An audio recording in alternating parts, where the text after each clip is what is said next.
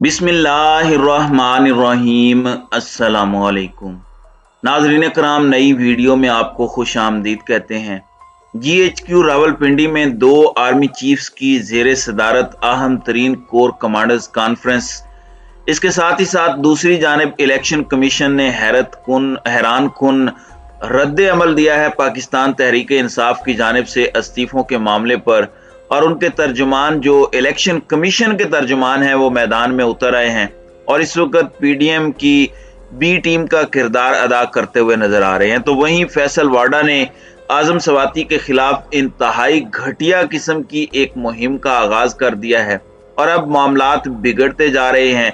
इमरान खान के सब्र का पैमाना भी लबरेज होता जा रहा है। नाज़रीन कराम, पाकिस्तान की अफवाज के मौजूदा सिपह सालार जनरल कमर जावेद बाजवा ने बाज़ाब्ता तौर पर आज अपना ओहदा छोड़ दिया है।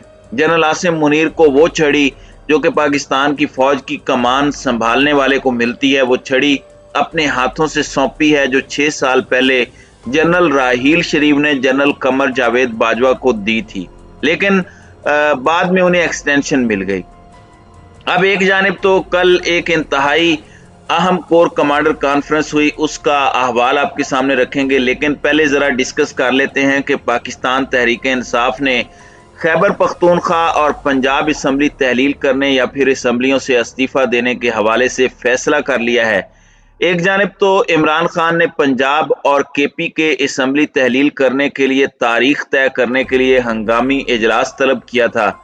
फवाद चौधरी ने अपने बयान में कहा कि पंजाब और KP के असम्बली तहलील करने की तौसीक कर दी है। फवाद चौधरी ने बताया कि इजलास में पंजाब और KP असम्बली तहलील करने की तौसीक की गई है। सिंध और बलूचिस्तान से हमारे मेंबरान अपने इस्तीफे जमा करवा देंगे। उन्होंने कहा कि कौमी असम्बली के स्पीकर को कहा जाएगा कि हमारे मेंबरान के इस्तीफे मंजूर किए जाएं, जिसके बाद मुल्क भर में 567 नशिस्तें खाली हो जाएंगी। उन्होंने कहा कि कौमी असम्बली के स्पीकर को कहा जाएगा कि हमारे मेंबरान के इस्तीफे मंजूर किए जाएं।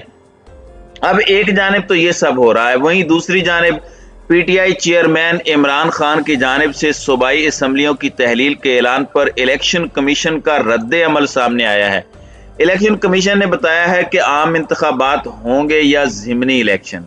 तर्जुमान इलेक्शन कमीशन का कहना है कि अगर PTI की जानिब से सूबाई असम्बलियाँ तहलील की जाती हैं तो कौमी नहीं, सिर्फ मुतलका सूबाई असम्बली का इलेक्शन दोबारा होगा और जितने भी अराकीन मुस्ताफ़ी होंगे इन हलकों में 60 रोज के अंदर ज़िमनी इंतखाबात करा देंगे। क्या एक ही साल में ज़िमनी और आम इंतखाबात कराना मुश्किल होगा? इस सवाल के जवाब में तर्जुमान इलेक्शन कमीशन का कहना था कि एक ही साल में ज़िमनी और आम इंतखाबात कराना मुश्किल है, लेकिन हम कानून के पाबंद हैं।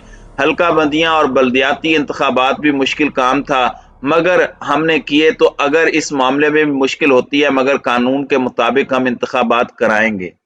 फिर इन्होंने कहा कि किसी भी सूबाई हल्के में इंतखाबात पर तकरीबन 5 से 7 करोड़ रुपए खर्च होंगे और अगर पंजाब और KP की असम्बलियों के तहलील होने पर वहां दोबारा इंतखाबात हुए तो इन पर कम से कम 22.5 अरब रुपए खर्च होंगे। अब एक जानिब तो इलेक्शन कमीशन, आपको पता है जब खान साहब ने असम्बली तहलील करके इलेक्शन की तारीख का ऐलान किया तो सुप्रीम कोर्ट में इन्होंने कहा था कि हम इंतखाबात नहीं करा सकते, लेकिन अब इलेक्शन कमीशन को ना सिर्फ आइन, ना सिर्फ कानून, बल्कि हर चीज बाय द बुक याद आ रही है। और इस सब के ऊपर फवाद चौधरी ने स्टेटमेंट दी है कि इलेक्शन कमीशन नून लीगी रहनुमा और वफाकी वजीर दाखिला राना सनाउल्लाह का तर्जुमान बन चुका है।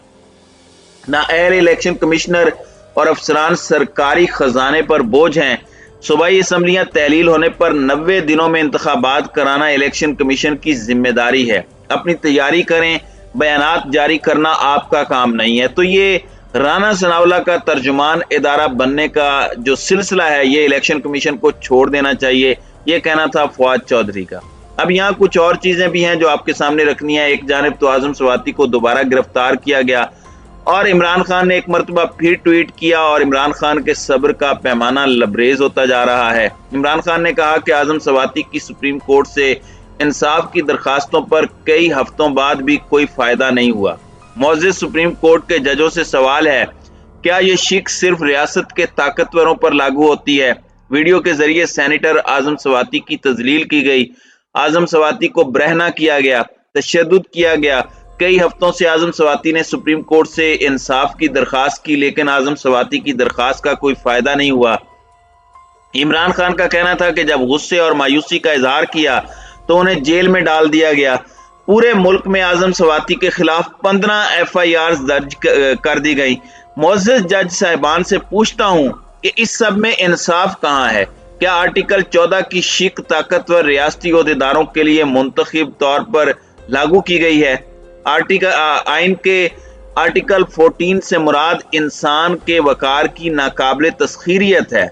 मुअज़्ज़िज़, सुप्रीम कोर्ट के जजों से सवाल है, क्या ये शिक सिर्फ रियासत के ताकतवरों पर लागू होती है? बाकी सब के लिए उनके बुनियादी इंसानी वकार का कोई तहफ़्फ़ुज़ नहीं है। दूसरी जानिब फैसल वाडा ने एक अजीबो गरीब बात की है और हर आए रोज फैसल वाडा अपनी इज्जत अगर कुछ रही सही है तो उसमें कमी करवाते जा रहे हैं। उन्होंने कहा कि आजम सवाती जिस वीडियो का बार बार जिक्र कर रहे हैं वो वीडियो उन्होंने खुद बनाई थी। यानी ये वही बात हुई कि कातिल की ये दलील भी मुंसिफ ने मान ली, मकतूल खुद गिरा था खंजर की नोक पर, तो ये कहते हैं कि जी खुद उन्होंने वीडियो बनाई है।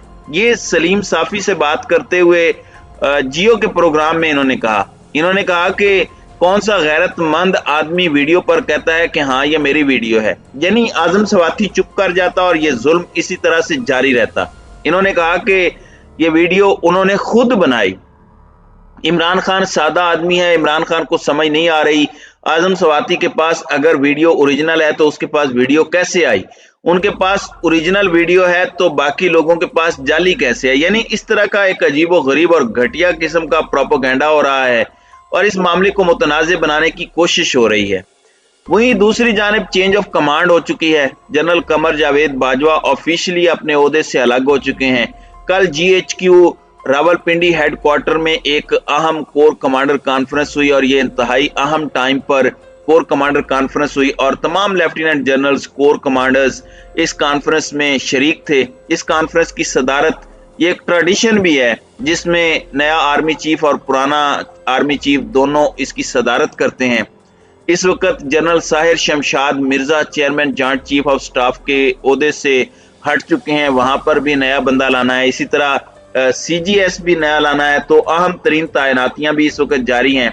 2016 में भी एक ऐसी ही कोर कमांडर कॉन्फ्रेंस हुई थी जिसकी सदारत ये फेयरवेल कोर कमांडर कॉन्फ्रेंस होती है, जिसमें आउटगोइंग चीफ को बाज़ाब्ता तौर पर एक तरह से क्रेडिट दिया जाता है, खराज तहसीन पेश किया जाता है।